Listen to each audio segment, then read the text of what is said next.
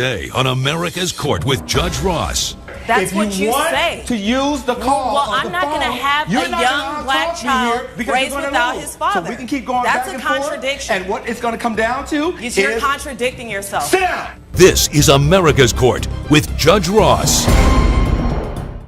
Martha Robinson claims her house guest accepted collect calls in her home without permission. She's suing Pamela Jones in the amount of $702.50. Ms. Jones admits to accepting the collect calls, but she claims she had a very good reason to do so. All rise. Remain standing and come to order. This court is now in session. The Honorable Judge Kevin Ross presiding. Ladies and gentlemen, you may be seated. All parties have been sworn, Your Honor. Sir, get up at his office. This case is very interesting to me. I want to start with you, Mom, Miss Robinson. Let's talk about your son. Okay, my son's name is Rodney Robinson. Yes. I feel really sad to say that he's been incarcerated for an armed robbery that he committed approximately 9 months ago. And how old is he? 28 years old. And what were the circumstances as to how he got caught up, if you will? He and a few of his friends decided in the middle of the day to rob a convenience store. I take it this was not the first time there had been an issue with him. It's my understanding it's the very first time, per Rodney. Okay. And that's unusual for a 28-year-old out of the blue. What was he doing before that? Not much of anything, to be honest with you. That you know, makes hanging sense. out around the way and just Did he hanging work? out. Not at all. Did he go to school? Not at all. Okay. Didn't make it out of high school. But he was capable of producing a child. Absolutely. And that's where you come in. What's the story? What's going on with Rodney? He did not commit a robbery. He was actually in his car, or in his friend's car, rather, sitting outside of the store waiting for his friends to come out. No, that's what he told me. Did he plead to the charge, or was there a jury trial that convicted him? Well, he pled to the charges based on the fact that he did not want to spend 20 or so years locked away. How old is your child? Our son together is 9. And when you met him, you said, this guy has potential. Well, yeah, because, I mean, he was very... I get that. 10 years later, you're able to ascertain if your observation was spot on. Because if you give somebody 10 years and 10 years later, you're still saying, yeah, they got potential and they're not necessarily working regularly and they're not going to school. Judge, with all due respect, we've never lived on the street. I've never been homeless. I've never seen him do drugs. He's not a drunkard or anything like that. Fair He's not a enough. violent person. The two of you live together? They lived with me. We've only lived with you, Martha, for about two and a half years. That is correct. Well, that's 2.5 years too long. Well, we help her. Okay. It's not as if she carries this when financial you say burden. What was Rodney doing to help his mom? Well, what Rodney does is he works independently. He works with one friend who has a construction company who he assists on various jobs for Let me put it housing. this way. What type of work do you do? Well, I work part-time in retail.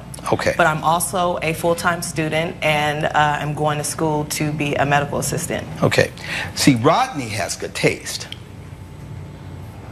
You, I don't know. Thank you. That's your son, though. Well, and only a mother could say that. Thank you. That's why I don't want him, Jamel, to have any connection with his father at this point. Jamel has a great relationship Well, wait a minute. Let's go with back. his father. You don't want your grandson to have any connection with his father. I don't think it's a healthy thing to have my 9-year-old grandson deal with a child who has lied to me. When he was incarcerated for 5 months, I looked my son in the eye and asked him, "Are you innocent, baby?" And he told me 3 times, "Mommy, I'm innocent." Coming up on America's Court. This is all about the well-being of Jamel. Okay, Pamela? Ladies. And Your Is Honor, it really? One at a yes, time. it is. Hold on! And the issue here is you keep using the phone and racking up all these collect call charges. Pay these But bills. this is all about the well-being of Jamel. Okay, Pamela? Ladies. Is it really? One at a Yes, time. it is. Hold on! this is not just about this 9-year-old. Because we got several issues going. We got a mother dealing with the pain of raising a male child and seeing him incarcerated. We got a mother who's dealing with the pain of having to raise a child whose father is incarcerated. And the difference is, if you're in your own place and you're preparing and taking care of things that need to be taken care of, make all the collect calls you want. But you can't make it sound like if she says no more collect call charges and you do it anyway in her house, I mean, you're being disrespectful to her. No, her big deal is she doesn't want my son to have a relationship with his father. Fine. Then you figure out another way of communicating. If she says, do not call him and accept those charges either way in my abode. Well, we've already done that. Okay. And she wants to act as if I'm not there to help her in any way. Pamela, are you crazy? Ma'am, Miss Robinson, I got this. She has told you, this is my house. Do not make those calls. I don't make any calls, I receive them. Okay. When I said Rodney made a smart choice in you, I'm gonna have to dial that back a little bit. I take that as an insult. And you can say what you want, but she's aware of what I do for her household. Let me just make sure I am perfectly clear. Martha, can you handle your household on your own? Ma'am, no.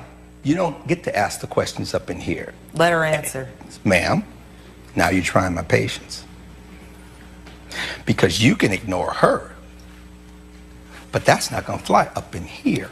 You sound like the 12 people that were in the jury. Ma'am. You're making assumptions. Ma'am. Pamela. You got a smart mouth. I am insulting you because you clearly don't understand RESPECT. This woman is saying, don't use the phone. You're saying, I'm gonna do it anyway. You come here and you think you're gonna step to me? That's not what I'm saying. Do you hear what I'm saying? And I'm saying it's important that Janelle has a relationship. I don't care what you're saying. I'm saying to you that your position has no merit. That's what you say. To use the call. Well, I'm not going to have a young black child raised without his father. So we can keep going back and forth. That's a contradiction. And what it's going to come down to is you're contradicting yourself. Sit down in front of the court. Fair enough. You're out. Let's go, ma'am. You're out of here. Now say something. Let's go. Rodney didn't do it. Out.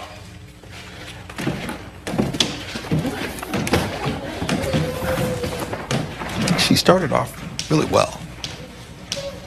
But now I understand what you're dealing with. And I understand you're thinking about Jamel. Right. Sometimes you got to exercise some tough love. And I know some people think it's a good idea for kids to go visit jails and see their loved ones.